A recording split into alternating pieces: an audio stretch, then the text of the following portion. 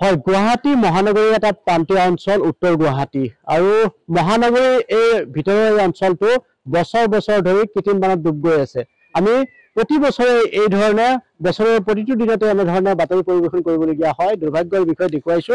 এয়া মুখ্যমন্ত্ৰীৰ সমষ্টি মুখ্যমন্ত্ৰী হিমন্ত বিশ্ব শৰ্মাই ইয়াৰ পৰা কেইবাবাৰ নিৰ্বাচিত হৈছে আৰু মুখ্যমন্ত্ৰী হৈছে, কিন্তু ইয়াৰ যি বৃহৎ সমস্যা এটা কৃত্ৰিম বানৰ সমস্যা, সেই সমস্যাটো সমাধানৰ কাৰণে যেন কাৰো হৈ নাই। চৰকাৰ প্ৰশাসনৰ লোক আহি গৈ চাই গৈ পুনৰ গুচি যায়, কিন্তু কোনো ধৰণৰ কাম হাতত নলয়, যাৰ বাবে সমস্যাটো ক্ৰমান্বয়ে বাঢ়ি গৈছে। ন অঞ্চল পানীত বুৰি গৈছে আৰু আজি যিহেতু পৰা নিশাৰে পৰা ধাৰাসাৰ বৰষুণ হৈছিল, গতিকে এনেধৰণে প্ৰতিটো অঞ্চলতে এনেধৰণে কৃত্ৰিম বানে বুৰাই পেলাইছে। মই আছো এয়া উত্তৰ গুৱাহাটী কটা বজাৰত আৰু এই অঞ্চলটো ক'বলৈ গ'লে বছৰৰ 12 মাহেই পানী তল গৈ থাকে। আৰু এনেধৰণে যদি চাওঁ আমি 31 নং ৰাষ্ট্ৰীয় ঘাইপথ সংযোগী কটা বজাৰ যিটো মূল পথ উত্তৰ গুৱাহাটীৰ লগত সংলগ্ন, সেই পথটো ডুব গৈ আছে আৰু আয়ুক্তগৰাকীও আহি এই পৰিদৰ্শন কৰি গৈছে, কিন্তু কোনো ধৰণৰ ব্যৱস্থা নলয়। বছৰ বছৰ ধৰি এনেধৰণে পৰিদৰ্শন কৰি যায়, ব্যৱস্থা নলয়। ডিচিগৰাকীয়ে বাৰে বাৰে আহে, কোনো সুবিধা নলয়, আহে চাই যায় কেনে এই কি হ'ব কি নহয় এনেকৈ চাই কেনে গুচি যায়। এতিয়া আৰু এই বাৰিষা টাইমত আৰু প্ৰতি বছৰো আমি ডুব যাই আছে। ৰধলা, কটা বজাৰ, মধুপুৰ, ৰুদ্ৰেশ্বৰ চবৰে প্ৰব্লেম হৈছে। গতিকে এইটো চৰকাৰৰ হাতৰ আইনত আছে, তেতিয়া চৰকাৰে কৰিব লাগিব।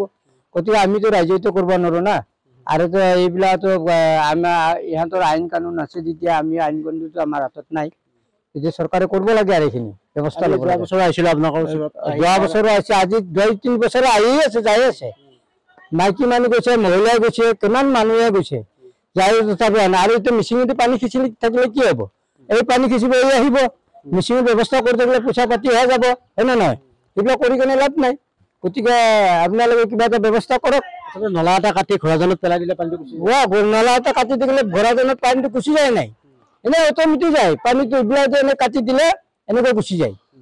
এইটো ব্যৱস্থা কৰিলে এনেই সুবিধা হৈ আছে কৰো বুলি ক'লে। আৰু সিফালে আমাৰ ধুবিঘাটেদিও নিব পাৰে সেইটো ৰাস্তাৰ পানীটো, এই মধুপুৰৰ ৰাস্তাটো, আৰু ইফালে এই ৰাস্তাটো এনেকৈ নিব পাৰে। আগতেতো তেনেকৈ গৈছিল না।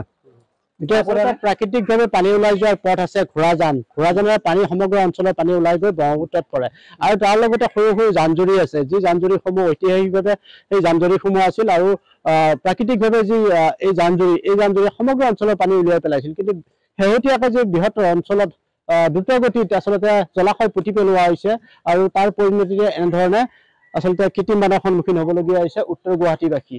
আৰু কেৱল গুৱাহাটী মহানগৰীৰ এটা প্ৰান্তীয় অঞ্চল উত্তৰ গুৱাহাটী, আৰু এয়া মুখ্যমন্ত্ৰীৰ সমষ্টি, কিন্তু তৎসত্ত্বেও কিন্তু এই সমস্যাটো সমাধানৰ কোনো আজিকোপতি ব্যৱস্থা নহ'ল। গুৱাহাটী আইআইটিক ইয়াৰ ওপৰত এটা ব্যৱস্থা আচলতে যুগুত কৰাৰ কথা কৈছিলে, আৰু বছৰ বছৰ ধৰি এই ইছ্যুটোকে লৈ আচলতে চৰকাৰখনে ৰাইজক আভুৱা ভবাই আহিছে।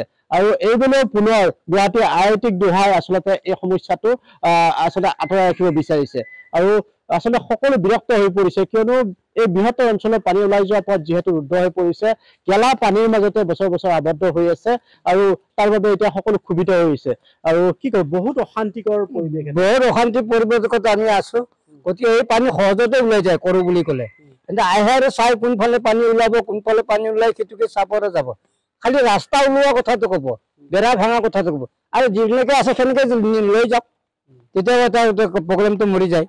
প্ৰশাসন, চৰকাৰ, আইন সকলো তেওঁলোকৰ হাতত, চৰকাৰৰ হাততে আইন কানুন আছে, চব আছে, আমিতো কৰিব নোৱাৰো, চৰকাৰে কৰিব লাগিব। বিভিন্ন সময়ত দেখা যায় যে তেওঁলোকে কয় যে মানুহবিলাকে ৰাস্তাৰ মাটি এৰি নিদিয়ে নলা বনাবৰ কাৰণে। কি ক'ব? ৰাস্তাৰ মাটি এৰি নিদিয়ে বুলি কয়, অমুক নিদিয়ে বুলি কয়, সেইটো কৈ থাকিলেতো নহব। আপোনালোকৰ হাতত আইনটো আছে যে আপোনালোকে ভাঙি চিঙি কৰি দিয়ক, যিখিনি কৰিব লাগে সেইটোহে লাগে আমাক, আমিতো ভাঙি চিঙিব নোৱাৰো, সেইটো কৰিব লাগে। আৰু ধন্যবাদ। আৰু এনেধৰণে আচলতে আৱাসীসকলে কিছু মনৰ ক্ষোভ প্ৰকাশ কৰিছে, কিয়নো এই সমস্যাটো যদি এদিন দুদিনৰ হ'লে বেলেগ কথা, কিন্তু এই সমস্যাটো বছৰ বছৰ ধৰি, কি বাৰিষা কি খৰালি, এনেধৰণে পানী আচলতে সমগ্ৰ অঞ্চল ডুবাই ৰাখিছে। আৰু এটা ব্যস্ততাপূৰ্ণ আৱাসিক অঞ্চল উত্তৰ গুৱাহাটী মহাবিদ্যালয়ৰ কাষৰে, আৰু উত্তৰ গুৱাহাটী মহাবিদ্যালয়খনৰ পানীৰ আচলতে একাংশ ডুব গৈ আছে। এক অস্বাস্থ্যকৰ পৰিৱেশৰ মাজত শিক্ষাৰ্থীসকলে তেওঁলোকে পাঠদানত অংশগ্ৰহণ কৰি আছে। কি ক'ব, আপোনালোকৰ ঘৰৰ পদূলি গোটেই পানীৰ তলত? পানীৰ তলত এতিয়া আমাক ড্ৰেইন লাগে। ড্ৰেইন যদিও কাৰোবাৰ যদি আগুৱাই আছে সিটো ভাঙি যাব ৱাল, কাৰোবাৰ আগুৱা নাই, ঠিক জাগাতে আছে, সেনেকৈ চলাব লাগিব, খান্দিব লাগিব। সৰু এখন গাড়ী আনক, খান্দি দিয়ক, আমাক ইমান বহল নালাগে নহয়, অকণমান ৰাস্তা, আমাক অলপমান ড্ৰেন হলেও হব আমাক সেইটো মেচিন আনিছিল মেচিনেৰে একো কাম নাই এই পানী সিঁচি লৈ যাব আকৌ বৰষুণ দিব হ'ব এটা আমাৰ মেচিনৰ কাম নাই আমাক ড্ৰেন লাগে এতিয়া এই ড্ৰেনটো যদি ঘোৰাজানত পেলাই দিয়ে অতি সহজে পানী সহজ পানী সহজ পানী আগতে ঘৰাজানতে আছিলে এতিয়া আৰু গোটেই কিবা হোৱাৰ কাৰণে কোম্পানী হোৱাৰ কাৰণে সেইবিলাক নোহোৱা হৈ গৈছে ড্ৰেন আগতে ডাইৰেক্ট ঘৰত কিবাতে পৰে ঘৰাজানতে পৰে এনেকৈ লৈ যাক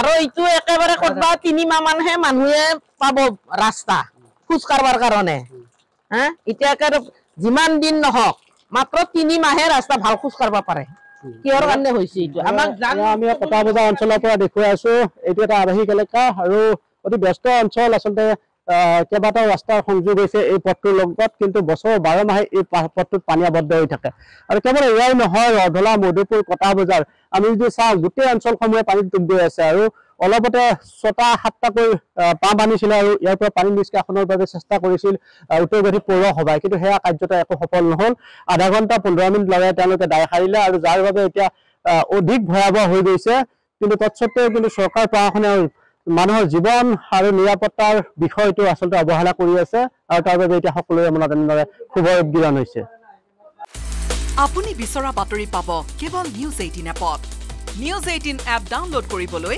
স্ক্যান কৰক এই QR কোড গুগল প্লে ষ্টৰতো পাব এই নিউজ 18 এপ